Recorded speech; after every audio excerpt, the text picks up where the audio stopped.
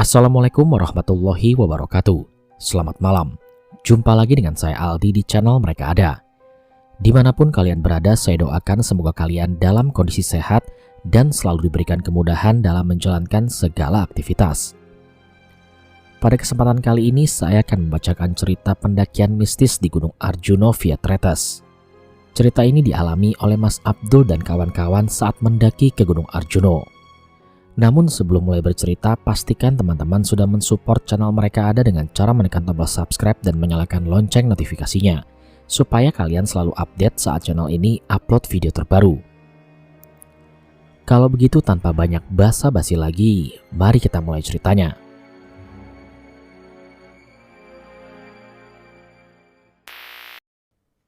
Kisah kali ini adalah pengalaman pribadi tim rombongan pendakian Mas Abdul dan kawan-kawan. Sekitar pertengahan bulan November 2019, mereka ada jadwal pendakian di Gunung Arjuna via Tretes. Mas Abdul berangkat dari Surabaya dengan ketiga temannya, yaitu Mas Rio, Mas Munif, dan Mbak Mega, yang kebetulan satu-satunya perempuan dalam rombongan itu. Mereka berempat berangkat sekitar pukul setengah 8 malam diantar oleh salah satu saudara Mas Abdul dengan menggunakan mobil pribadi. Sekitar pukul 9 malam mereka akhirnya tiba pas di depan base camp pendakian tersebut. Pada saat itu kebetulan sudah dibuka sistem booking online, jadi mereka sebelumnya sudah mendaftar terlebih dahulu via online. Di sana mereka diberi panduan dan berdoa bersama. Ternyata mereka tidak hanya berempat, melainkan ada 2 tambahan pendaki laki-laki yang kebetulan bertemu di base camp dan ingin berangkat bersama-sama. Nama kedua pendaki tersebut sebut saja Mas Rusli yang biasa dipanggil Uli dan Mas Wewen. Kemudian berangkatlah mereka itu naik ke atas. Untuk perjalanan dari base camp ke pos 1 Pet Bocor mereka tempuh kurang lebih 30 menit lamanya. Di pos 1 mereka sempat berhenti sejenak untuk sebatas ngeteh dan ngopi bersama. Mereka juga berjumpa dengan beberapa pendaki yang kebetulan baru turun dan beberapa pendaki yang sebatas stay manja di situ. Setelah dirasa cukup istirahat dan menghangatkan badan, mereka pun melanjutkan perjalanan. Kini suasana malam mulai menyapa mereka. Gelap langit mulai terlihat yang samar-samar, cahaya bulan yang masuk mulai menemani langkah mereka. Mereka bersyukur malam itu cuacanya sangat baik, sehingga pendakian mereka tidak begitu susah. Tak terasa mereka sudah tiba di pos 2 Kop-Kopan, dengan jarak tempuh sekitar 3,5 jam perjalanan. Saat tiba di pos 2, Mas Abdul melihat sudah pukul 1.30 dini hari. Mas Abdul yang notabene sebagai leader sempat menyarankan kepada teman-temannya untuk menggelar tenda dan bermalam di sana, agar mereka memiliki tenaga yang maksimal untuk sampai di puncak esok hari. Akan tetapi semua orang di rombongan Mas Abdul ini justru meminta untuk terus melanjutkan perjalanan saja. Mas Abdul yang kalah suara jadi mau tidak mau ikut serta dengan yang lain. Karena tidak mungkin juga Mas Abdul bersikap egois kepada rombongannya. Ya, meski yang kita tahu rombongannya itulah yang bersikap egois, tapi ini konteksnya sedang ada di gunung. Banyak sekali mitos-mitos dan pantangan-pantangan yang benar-benar Mas Abdul perhatikan dan jalankan.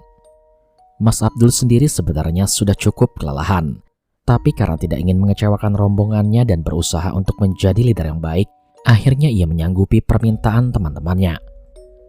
Tentunya dia sangat menghindari yang namanya perdebatan di gunung. Karena ditakutkan bisa menghambat perjalanan mereka, makanya Mas Abdul memilih mengalah. Kini suara-suara burung hantu mulai sayup-sayup terdengar di telinga mereka. Dan bersamaan dengan itu, hawa dingin mulai menusuk tulang-tulang mereka. Tapi mereka masih terus saja melanjutkan perjalanan. Sedangkan Mas Abdul sendiri tergolong orang yang sangat peka, di mana saat di sela-sela perjalanannya sering sekali ia dilihatkan oleh sesuatu yang tidak mengenakan pandangannya. Melihat itu semua, Mas Abdul hanya bisa menunduk sambil melafalkan doa-doa yang telah ia hafal sambil tetap berjalan. Ia berusaha untuk tetap fokus dan terjaga meski matanya mulai berat karena sudah mengantuk. Tapi mau gimana lagi, pos 3 masih belum terlihat oleh matanya. Mereka pun mulai melewati rute pendakian yang kini mulai ekstrim. Apalagi ketika melewati beberapa tanjakan mulai dari tanjakan aras-arasan, tanjakan asu, dan tanjakan naga yang sangat cukup menguras tenaga. Di sana mereka saling bahu-membahu untuk selalu menguatkan. Di situ Mas Abdul masih bisa bersyukur Meski orang-orang sempat bersikap egois, setidaknya mereka adalah tim yang sangat kompak. Kurang lebih 4 jam lamanya mereka berjalan, akhirnya tiba di pos 3 pondokan. Hari pun sudah mulai pagi. Terlihat matahari mulai menampakkan sinarnya. Mas Abdul bilang kepada teman-temannya saat itu, "Maju dikit lagi aja, udah sampai ke Lembah Kidang. Kita ngecamp di sana aja ya." Dan Mas Abdul mendapatkan jawaban iya dari kelima orang yang lain. Mereka masih terus melanjutkan perjalanannya dan sekitar 20 menit kemudian mereka sudah tiba di Lembah Kidang. Dulunya di lembah ini banyak sekali dijumpai kidang atau kijang. Berhubung karena adanya perburuan liar, jadi populasi kijang di sana perlahan-lahan mulai hilang dan hanya menyisakan hamparan lembah yang indah. Saat di Lembah Kidang, tim pun dibagi menjadi 2 kelompok. Mas Abdul, Mas Uli, dan Mas Munif mendapatkan bagian mendirikan 3 tenda, yaitu 1 tenda besar untuk Mas Abdul, Mas Munif, dan Mas Rio, 1 tenda kecil untuk tenda Mbak Mega, sedangkan 1 tenda berukuran sedang untuk Mas Uli dan Mas Wewen. Dan yang lainnya kebagian tugas untuk membuat hidangan untuk sarapan dan merebus air. Tak lama kemudian pekerjaan mereka pun selesai dan mereka mulai sarapan bersama. Setelah selesai sarapan sekitar hampir setengah 8 pagi, mereka semua berniat untuk melanjutkan pendakian sampai ke puncak. Mereka hanya membawa tas kecil yang berisikan dompet, kamera, dan ponsel. Dan untuk tas-tas besarnya mereka tinggalkan di dalam tenda. Toh di sana juga ada beberapa pendaki lain yang sedang ngecamp. Jadi ramai dan siapa juga yang mau maling di gunung. Meski Mas Abdul tahu sebenarnya tubuh teman-temannya itu sangat lelah, tapi entah kenapa mereka semua terlihat sangat happy. Seakan tekadnya untuk sampai ke puncak itu mengalahkan rasa capeknya. Padahal perjalanan untuk tiba di puncak itu tidak gampang, medannya cukup terjal. Namun melihat kondisi kawan-kawannya, perasaan Mas Abdul pun juga larut dalam canda tawa bersama dengan yang lain. Mereka masih terus berjalan melipir ke arah kanan dan melewati 2 puncak kembar dan barulah mereka akhirnya sampai di Alas Lali Jiwo. Di tempat itu pikiran mereka tidak boleh kosong dan selalu mengingat Allah Subhanahu wa Ta'ala. Mas Abdul sendiri tak ada henti-hentinya berzikir meski pendakian itu adalah keempat kalinya perjalanan ke Gunung Arjuno.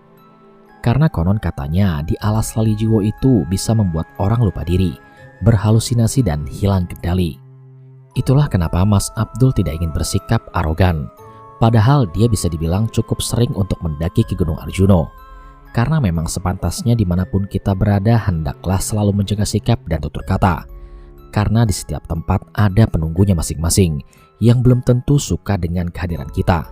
Istilahnya kita harus menghormati keberadaan mereka. Entah di tengah-tengah zikirnya yang dipenuhi dinginnya alas tersebut, Mas Abdul melihat gelagat Mbak Mega ini agak aneh. Dia seperti memasukkan sesuatu ke dalam tasnya dengan terburu-buru. Mas Abdul tidak tahu awalnya seperti apa. Dia tahu-tahu hanya melihat gelagat Mbak Mega yang mendadak menjadi aneh. Sebenarnya Mas Abdul sempat bertanya kepada Mbak Mega, namun Mbak Mega hanya menjawab, "Gak ada apa-apa. Aku cuma melipir sebentar ke sana untuk lihat-lihat sekalian ngambil foto buat kenang-kenangan," ucap Mbak Mega setelah ditanya oleh Mas Abdul. Mendengar jawaban itu, Mas Abdul berpikir mungkin hanya pikirannya saja yang berlebihan, karena dia juga sedang lelah dalam perjalanan. Setiap ruas trek pendakian mereka tempuh, dan kini saatnya mereka tiba di sebuah hamparan lahan gersang yang dipenuhi dengan bebatuan dan terlihat ada sebuah papan kecil yang bertuliskan Pasar Dieng. Pasti kalian gak asing kan mendengar kata Pasar Dieng, atau lebih tepatnya dikenal dengan Pasar Setan. Konon menurut cerita yang berkembang dari mulut ke mulut, pasar tersebut adalah pasarnya para lelembut penunggu di sana. Di hari-hari tertentu, wujud pasar gaib tersebut akan nampak di pandangan para pendaki tertentu yang dirasa memiliki kemampuan melihat wujud asli mereka. Wallahu alam. Kemudian nampak beberapa temannya Mas Abdul mengeluarkan uang koin untuk dijatuhkan di tempat tersebut. Tak terkecuali Mas Abdul. Perjalanan mereka masih berlanjut dan nampak normal-normal saja seperti biasa. Dan tak lama kemudian tibalah mereka di puncak Arjuno yang terkenal dengan nama Puncak Ogal Agil. Mereka sempatkan untuk berselfie ria dan juga sempat mengabadikan beberapa video. Dan setelah puas, mereka semua kembali turun untuk kembali ke tenda masing-masing. Tak terasa hari sudah siang. Mereka mulai memasak makan siang. Hari itu mereka putuskan untuk bermalam, baru besok paginya mereka akan turun. Mereka pun makan siang dan sempat bercanda sebentar. Dan tak lama kemudian barulah mereka tidur siang di tenda masing-masing. Semuanya masih berjalan normal. Sampai pada akhirnya semua rombongan ini terbangun karena mereka mendengar suara teriakan dari arah tenda Mbak Mega. Begitu juga dengan beberapa rombongan yang lain. Mereka mulai datang ke arah tenda Mbak Mega untuk menanyakan ada apa yang terjadi. Di dalam tenda terlihat jelas wajah Mbak Mega seperti orang yang ketakutan. Terlihat jelas keringat dingin mulai membanjiri wajahnya hingga ke badannya. Lalu Mbak Mega pun ditenangkan oleh pendaki perempuan yang kebetulan juga ngecamp di sana. Panggil saja pendaki tersebut Mbak Dewi. Mbak Dewi pun memberikan segelas air minum untuk Mbak Mega dan setelahnya Mbak Mega mulai bercerita. Antara setengah tidur, Mbak Mega ini merasa ada yang peluk dia dari belakang, sedangkan posisi tidurnya saat itu miring ke arah kanan. Padahal yang kami tahu, Mbak Mega itu tidur sendirian di dalam tenda, dan saat kejadian hari mulai masuk waktu surup. Pendaki-pendaki yang lain mencoba menenangkan Mbak Mega. Kejadian seperti itu memang sering terjadi di gunung, apalagi kalau sudah masuk waktu surup. Makhluk-makhluk penunggu di sini seringkali usil, tapi para pendaki menganggapnya wajar, selama kitanya tidak berbuat sompral di sana. Mbak Mega pun terlihat sudah mulai tenang diiringi dengan bubarnya kerumunan para pendaki di tenda Mbak Mega. Lalu Mbak Mega ini menarik tangan Mas Abdul untuk mendekat ke arah tendanya. Mas Abdul awalnya kaget, tapi Mbak Mega bilang kalau dia ada yang ingin dibicarakan berdua dengan Mas Abdul. Dan Mas Abdul pun mengiyakan. Dan setelah menarik nafas dalam-dalam, barulah Mbak Mega mulai bercerita. Jadi gini Dul, sebenarnya tadi pas kita di Alas Saldijiwo, aku nggak sengaja nemuin ini. Pas aku buka, ternyata isinya make up. Aku tergiur Dul, lalu aku masukin aja ke dalam tasku. Aku bawa sampai ke sini. Bayangin aja, ini make upnya masih banyak banget isinya. Dan juga masih full.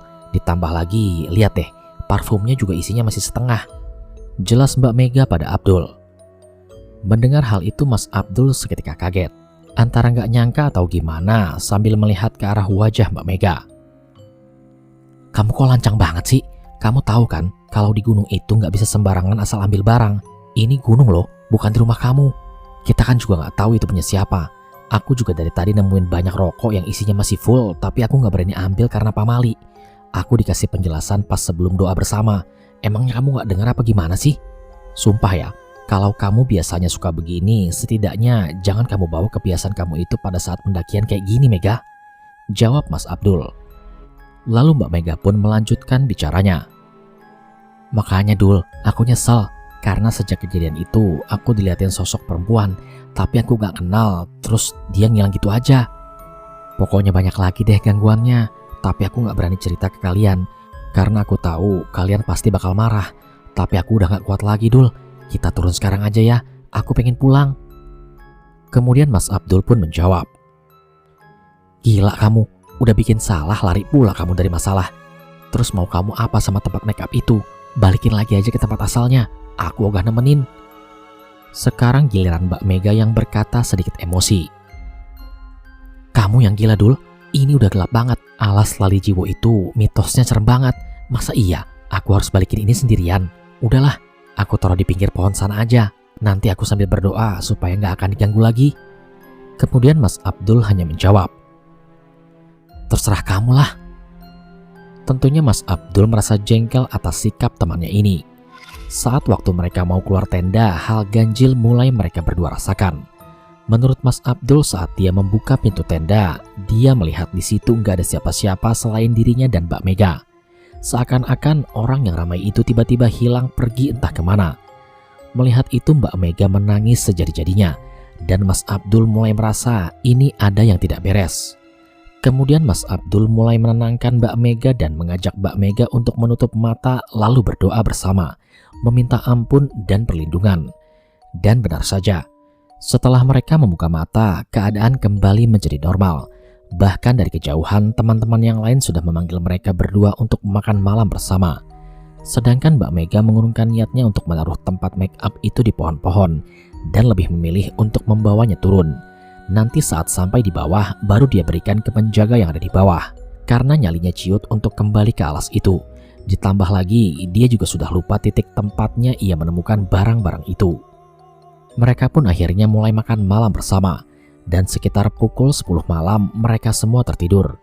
Mbak Mega kali ini tidak ingin tidur sendirian, jadi dia minta ditemani oleh Mas Abdul tapi tetap ada jaraknya. Malam hari itu mereka lalui dengan sewajarnya dan tak terasa hari sudah mulai pagi kembali. Mereka mulai membersihkan diri dan sebagian menyiapkan sarapan. Setelah selesai sarapan, mereka langsung berkemas-kemas dan barulah turun ke bawah. Dan alhamdulillahnya saat mereka turun, mereka bersamaan dengan pendaki lain jadi suasana tidak sepi. Perjalanan turun juga mereka lalui dengan bercanda tawa sampai tidak terasa mereka sudah sampai di base camp. Di saat yang lain mulai sibuk masing-masing, Mbak Mega menyerahkan temuannya kepada seorang bapak-bapak dan bapak itu pun berterima kasih kepada Mbak Mega. Tapi jemputan mereka baru tiba selepas maghrib, jadi mereka memutuskan untuk beristirahat sebentar di base camp.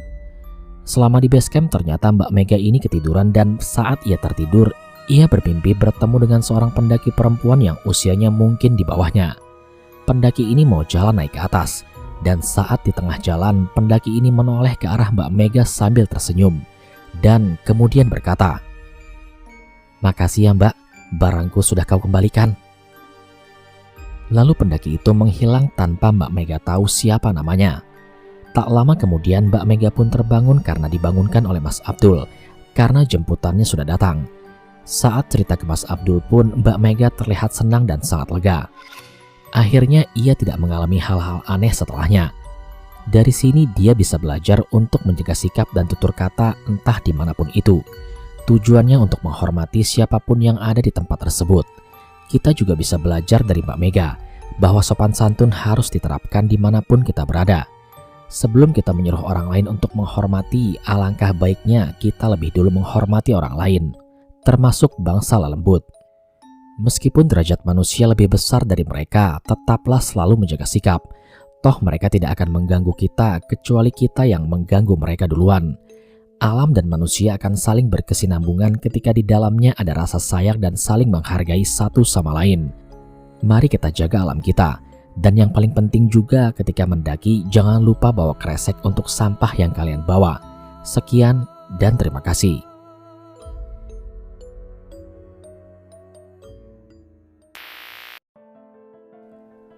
Sekian cerita pada kesempatan kali ini. Semoga poin-poin positif yang ada di dalam cerita tersebut dapat kita ambil pelajaran. Terima kasih kepada teman-teman yang sudah setia menyimak cerita di channel Mereka Ada. Support terus channel Mereka Ada dengan cara menekan tombol subscribe dan menyalakan lonceng notifikasinya. Dan nantikan cerita-cerita di channel Mereka Ada yang pastinya tidak kalah seru. Sampai di sini dulu perjumpaan kita kali ini. Sampai bertemu pada episode selanjutnya. Saya Aldi pamit undur diri dari hadapan kalian. Wassalamualaikum warahmatullahi wabarakatuh.